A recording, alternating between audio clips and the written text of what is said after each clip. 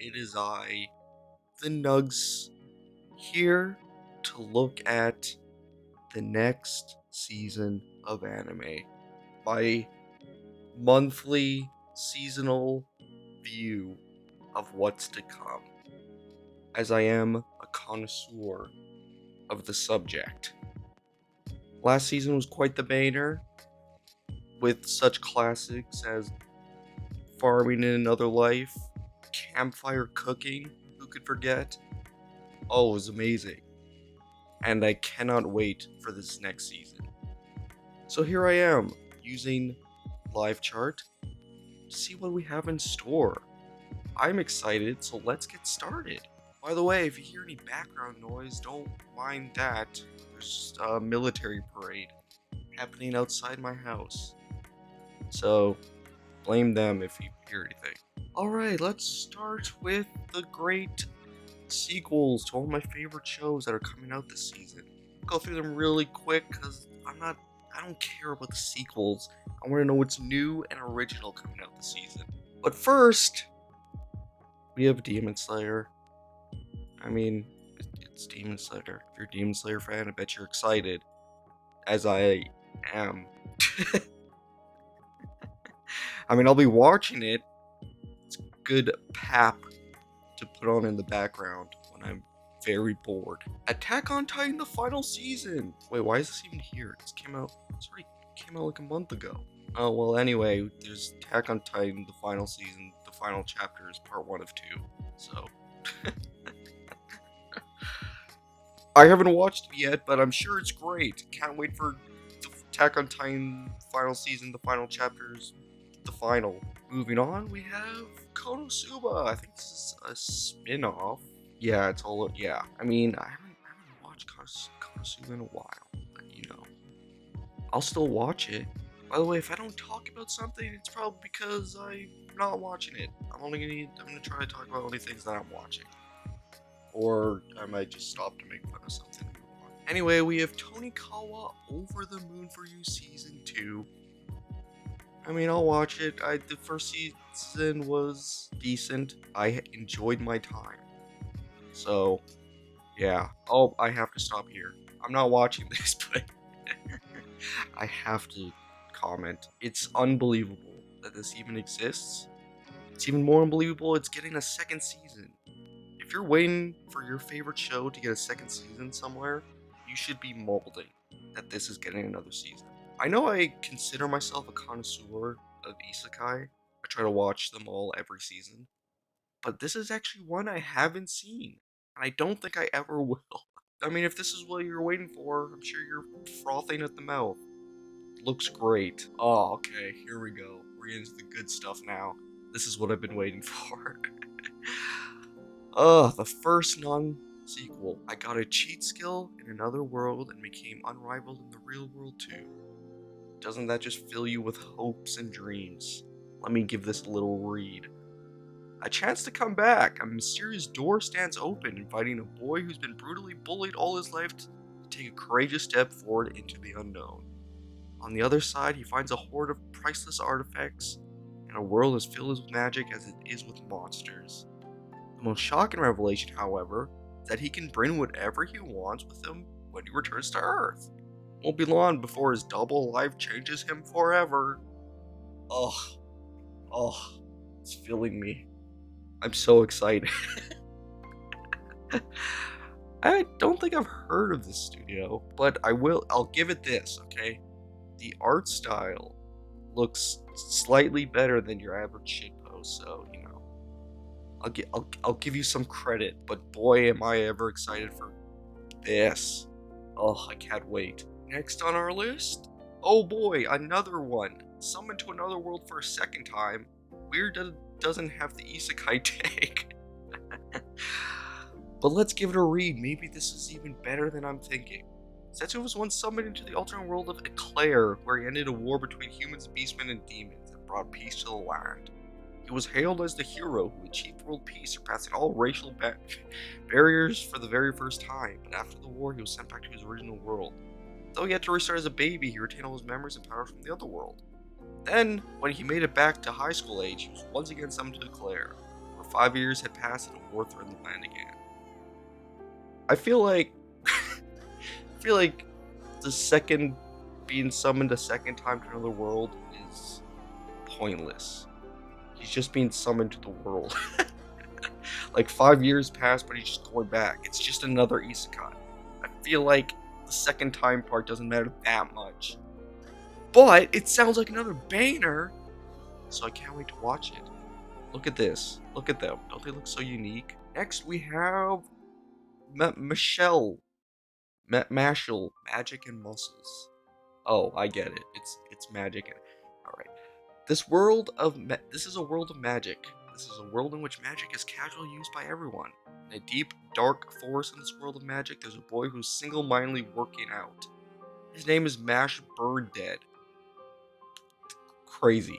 And he has a secret. He can't use magic. All he wanted was to live a quiet life with his family. People suddenly started trying to kill him one day, and he somehow finds himself enrolled in magic school. There, he sets his sights on becoming a divine visionary, the leader of the elite. Will his ripped muscles work against the best and brightest of the wizarding world? The curtain rises on this off-kilter magical fantasy, in which the power of being Jack crushes any spell. Well, that actually sounds somewhat interesting. And I also see it's a parody. It seems like it's parodying the classic genre of going to magic school. Well, this is the first unique thing I've seen this season, and I'm actually interested. I hope it's by A1 Pictures. That's always good. Sometimes. Most of the time. 50% of the time. But I actually am interested in this, so I will go in with expectations. Oh, here it is. This is the one everyone has been talking about. This is the only thing this season that I've seen so much for. Oshi no Ko. When a pregnant young starlet appears in Goro Amamiya's countryside medical clinic, the doctor takes upon himself to safely and secretly deliver Ai Hoshino's child, so she can make a scandal-free return to the stage. But no good deed goes unpunished, and on the eve of her delivery, he finds himself slain at the hands of Ai's deluded stalker, and subsequently reborn as Ai's child, Aquamarine Hoshino. Jesus. The glitz and glamour of showbiz hide the dark underbelly of the entertainment industry, threatening the dull shine of his favorite star. Can he help his new mother rise to the top of the chart? What will he do when the unthinkable disaster strikes? That sounds awesome. I am glad that we're actually having a idol-based anime that focuses more on the dark side of the entertainment business. Because, you know, I do tickle my toes in that business. Take a little view into the deeps. It's pretty fucked up. And the art style is pretty funky, to say the least. Look at their goddamn eyes. Yeah, I'm actually excited for this one. I'm not excited very often, but this one's got my testicles tingling. Next, we have another sequel. Why isn't this at the top? The Ancient Magnus Bride Season 2. Wow, I never thought we'd see it today. When did the first season come out?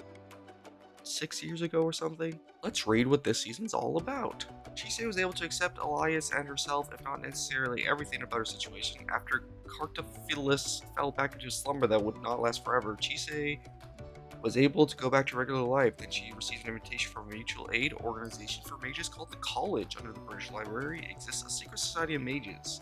Encounters and interactions with people are about to open some new doors. It's a story about saving yourself to save another. So, I watched the first season a while ago. I don't remember anything. I don't know what this is all about at all. But I actually am more interested in this season. Last season, it kind of just focused on these two, the girl and the monster, Chise and Elias. But this looks like it's in a school setting, the College of Mages. I did enjoy the first season for the most part, so this has piqued my interest. I will give it a sighting. Next on our list, oh boy, we keep going. We keep winning, everyone. The Aristocrats' otherworldly adventures, serving gods who go too far. Let's give it a read, I guess. Shina Kazuya is killed protecting a young girl at a convenience store where he just happened to be at the wrong time. The next thing he knows, he's in the kind of world he only dreamed about, a world of magic and swords. He's been reincarnated as Cain von Silver, the third son of an aristocrat family, and he quickly grows interested in many things he sees. Then, on his 5th birthday, he's baptized at a church according to tradition. The gods grant him several divine blessings, along with his stats. He can only be described as unusual and extraordinary. Sounds extraordinary. In his reincarnated life, when it comes to things like battles, romance, and studying, apparently a little overkill is just right? Question mark, exclamation mark. When he puts in the usual effort to do things punctually and properly, it only gets him in trouble. Thus, chaotic life in another world begins. I don't even know what to say about that. I almost fell asleep reading that. Jesus Christ. I mean, I'm gonna watch it either way, but my expectations aren't high. Who knows though? Maybe it'll just blow me out of the water, or just blow me regular. Okay, moving on. Loving Yamada at level 999 by Madhouse. Crazy. Recently dumped, Akane is just about to quit the game she used to play with her boyfriend when she meets Yamada in the same RPG. Yamada in real life turns out to be somewhat of a legend. The only problem is he is only interested in the game. As Akane's feelings grow, will Yamada's focus stay on the game? Let's go. A love story for gamers, as always. This is like when people start dating in RPGs or MMOs. It's like Final Fantasy 14. Are they role playing? This honestly, it sounds a little. I don't know how much you can do with that, but I feel like it's gonna be a lot of the same trope over and over again. But we'll see. Can't wait. Next, this is what I'm most excited for. Kuma Bear Punch. What could this possibly be about? When Yuna got her hands on the world's first VR MMO game, she was totally obsessed, and after receiving a bear suit from the game developer, she found herself transported to the virtual world. Yuna is now making a name for herself in a new fantasy life, and is ready to encounter more friends and foes with her overpowered bear cheat suit to help along the way. Isn't this basically just Bofurry? It's literally exactly the same. EMT Squared? They're the same people doing the other one. Oh god, they got some crazy bangers coming out this season. They're on the grind. Yeah, it sounds exactly the same as the defense one. It's just gonna be cute girls playing a game, VR MMO. She's gonna be overpowered in a bear suit. I will watch it gleefully. Next, Hell's Paradise by Mappa. Crazy that their animators still have time to do things. I am convinced they are being held hostage. The Edo period is nearing its end. Gabimaru, a shinobi formerly known as the strongest in Iwakura, who is now on death row convict, is told that he will be acquitted and set free if he can bring back the elixir of life from the island that is rumored to be the Buddhist Pure Land Sukhavati. I play Genshin. In hopes of reuniting with his beloved wife, Gabimaru heads to the island alone with the executioner Yamada, Asemon Sagiri.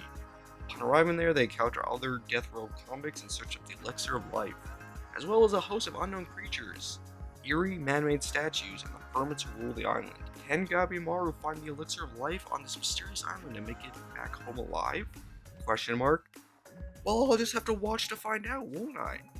That actually sounds interesting. It's the first unique thing that I'm like, okay, I'll watch with expectations. I always love me some supernatural shonen historical adventure actions. Ranking of Kings, the Treasure Chest of Courage. So, as much as a Ranking of Kings fan that I am, I thought this was the sequel, but it's actually just, I guess, shorts or something. I'm not exactly sure, but I know it's not a sequel, which is disappointing. And I also, I'm tempering my expectations here. I feel like most of my enjoyment from the first season came from just the mystery of the world and the overarching plot of the whole thing. So having like a collection of stories doesn't sound very interesting to me, especially if it's all taking place like either before or during the main plot.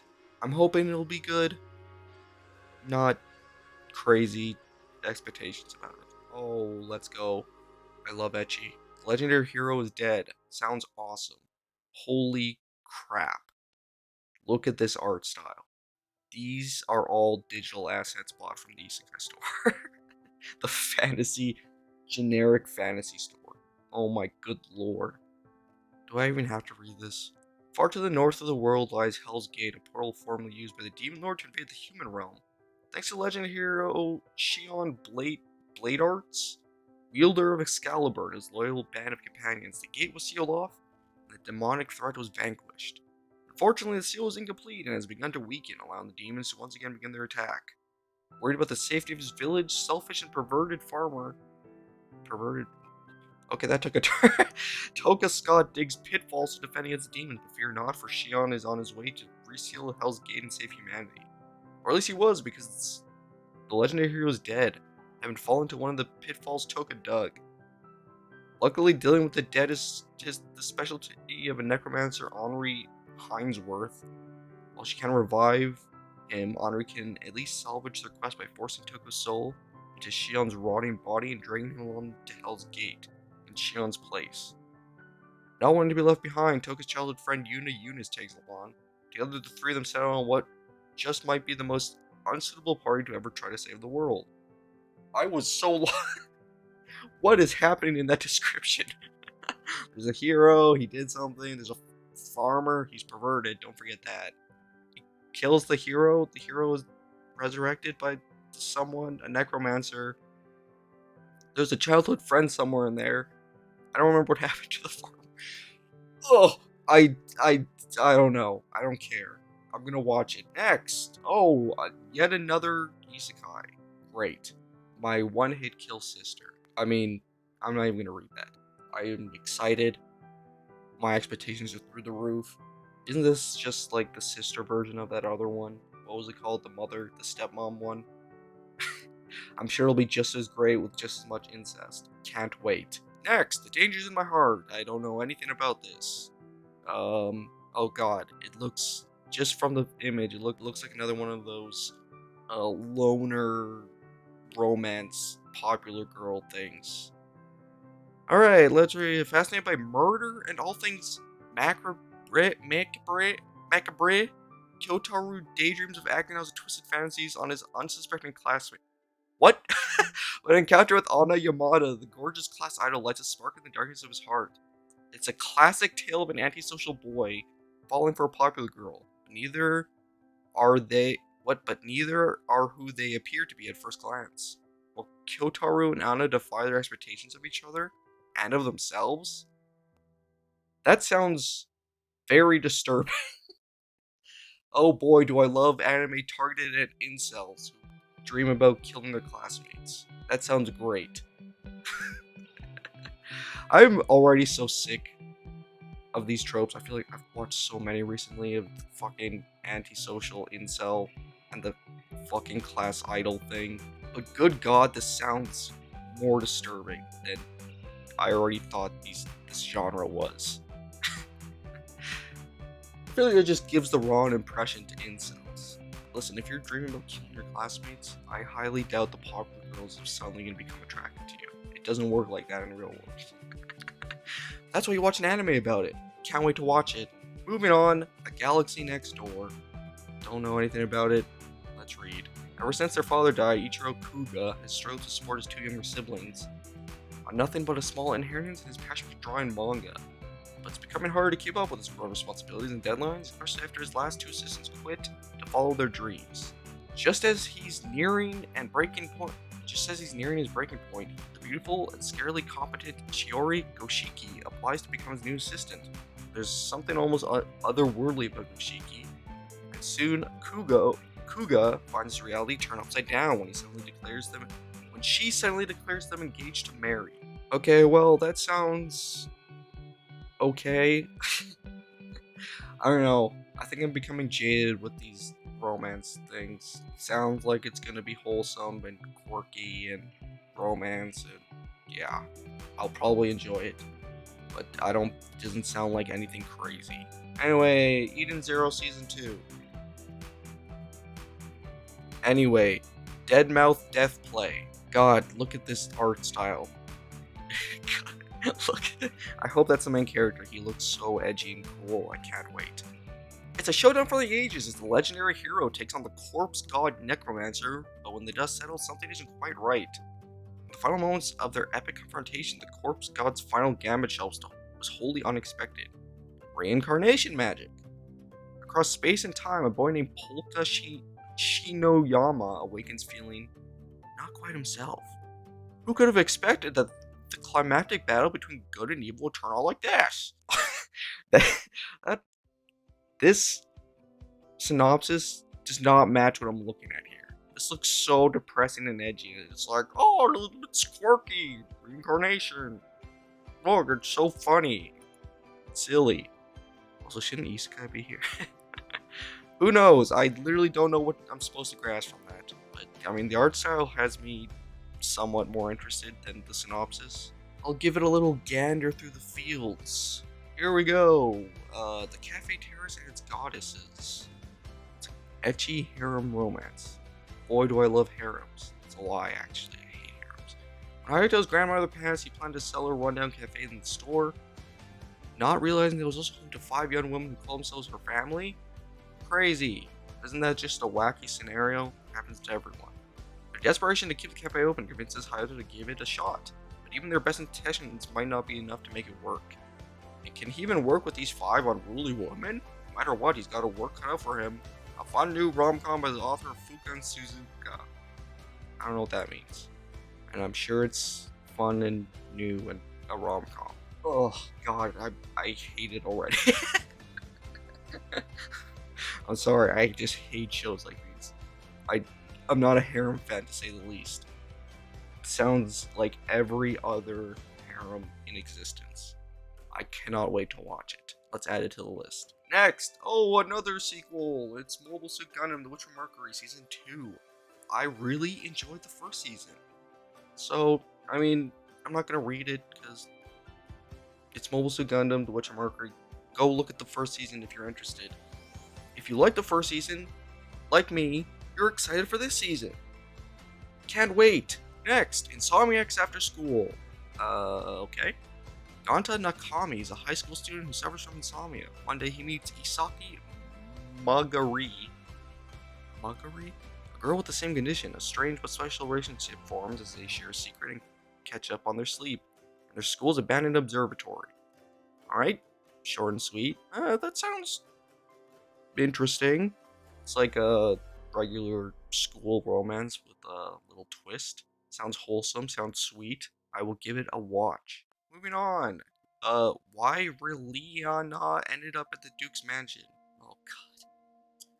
Please, I can't, guys, I can't do these villainous reverse harem things anymore. It's too much. It's an isekai. How? Yuna Park thought she was getting another chance at life when she awoke in the world of a novel. Oh. I see. The only problem? Rihanna Macmillan, the character she was reborn as, is fated to be killed by her fiance. Oh, please. Please. I don't want to watch anymore.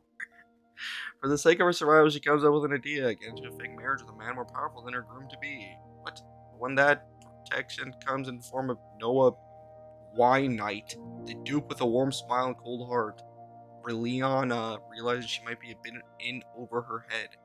She's going to regret this plan, isn't she? I don't know. You're gonna get your whole harem here. Who knows? I don't know. Maybe it'll be better than the other ones. Right? Alright, moving on. Kamikatsu, working for the god in a godless world. Didn't I just see something like that? What was the other one called? Serving gods who go too far? A lot of gods, huh? As heir to a cult leader. Wait, this is another isekai. Oh my good lord. Is that 5? I'm losing count already. As heir to the cult leader, Yukito centers his life around the mysterious goddess Mitama. Everything changes after he's killed during the ritual gone wrong. To his surprise, Yukito is reborn to a world with no concept of God, and in this world, life and death are decided by the imperial state. As Yukito fights to protect his new village, someone from his past life lends a helping hand. That actually sounds somewhat unique. There's a cult, these people look like they're from Bleach. Sounds like Hereditary the anime. Hey, but you know what? I'll give it credit, okay? Out of like the 6 isekai we've looked at so far, that sounds like the most interesting one so far. I'll give it a watch. Next, we have Heavenly Delusion. Within the safety of the walls, youths are raised in a nursery-style setting by robots. While life there may appear still on the surface, the children are full of potential and curiosity. In many ways, it is like a slice of heaven. The outside world is hellscape. It's almost entirely void of anything mechanical. It's now inhabited by bizarre yet powerful supernatural beings. Maru, with the aid of Kiruko, is out there, crisscrossing what was once Tokyo for heaven, but after searching for so long, maybe heaven is more of an untenable dream than a potential reality. Well, that sounds like a classic goofy case of a post-apocalyptic world where, I don't know, love will blossom or something. There's creatures, there's a wall, it's like Attack on Titan, oh my god. I'll add it to the list. I can't wait. Sounds interesting. Next, My Home Hero.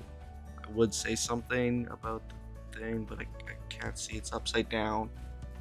It looks like a detective anime. After killing his daughter's abusive Yakuza boyfriend to save her, ordinary salaryman Tetsuo Tosu becomes embroiled in the dark criminal underworld. The wish for a simple life he and his wife Kassen had for their daughter had been reduced to a wish for survival. Though middle-aged and weak, he'll put his life on the line using only his wits in order to protect his family. That sounds awesome. It's been a while since I watched a good, like, detective-ish, not detective really, but, you know, this kind of anime. It's like a normal person entering the underworld, normal smart person entering the underworld with Yakuza and drama and all that shit. Ah, I love it. I can't wait. I've been itching for one of these for a while. Next, Sacrificial Princess and the King of Beasts. What? I swear I just watched this. This show looks exactly the same. What is that? What is the other show called that I watched this season? I literally just watched this. Yeah, The Tale of Outcast. It looks exactly the same. What is this? Is this a new trend? It has like the same little girl, the fucking furry guy. She's probably underage and probably they're gonna get married or something. It always ends like that. It's just a show for furries. I hate it. I mean, I love it. I'm gonna watch it. I'm not reading it. I'm gonna watch it and I'm gonna love it. Next, Yuri's My Job. Oh boy, I hope it is. Hime is a picture-perfect high school princess. She's admired by all and never trips up. When she accidentally injures a cafe manager named Mai, she's willing to cover some shit to keep her facade intact. To Hime's surprise, the cafe is themed after a private school where the all-female staff always puts on their best act for the loyal customers. However, under the guidance of the most graceful girl there, Hime can't help but blush and blunder. Beneath all the frills and laughter, Hime feels tension brewing as she finds out more about their new job and her budding feelings. Is this actually another Yuri anime? I can't believe it! 2 Yuri animes back-to-back seasons? Insane. I cannot wait. These are so rare, almost never happen. I get 1 a year. I'll take my 2. Next, Skip and Loafer. Iwakura Mitsumi graduated from a small middle school in the countryside and entered a top-tier high school in Tokyo at the head of the class. This child prodigy who moved to Tokyo alone with a perfect life plan is smart and gets good grades, but her social understanding isn't quite on the same wavelengths as others. This means that she sometimes makes mistakes, but her easygoing nature sways her classmates little by little, and all their different personalities are coming together before they know it. They meet and gradually come to know each other, and before long they understand each other well. Everyone experiences pent-up feelings and frustrations, but it's our friends who give us a chance at mutual understanding. The story may start out with some discord, but it becomes a happy school-like comedy before you know it. Spoilers, Jesus. Anyway, yeah, that's pretty much good explanation. It's a school slice of life, comedy, romance, lots of drama, shenanigans. Probably be very wholesome. I see a dog. I don't care anymore. I'll watch it for the dog, even if it's bad. Blue Orchestra. This looks like that other anime that had blue in the title, but instead of drawing, it's an orchestra. It's crazy. In the fall of his 3rd and final year of middle school, Hajima Ono, a violin prodigy, stopped playing violin for his own personal reasons. But it was also that year when he got to know a girl who told him about a high school, the prestigious school Orchestra. Suddenly, the gears in the clock of Aono's life began to turn again. This is the story of a youth drama that brings forth the harmony between music and the heart. It's actually been a good while since I watched a good anime based on music. I don't even remember when the last one I was. But I'm actually excited. I'm hoping this turns out good. It's 24 episodes. I find that's usually better. So, I'm excited. I'll watch. Can't wait. Next, Otaku Elf. What a title.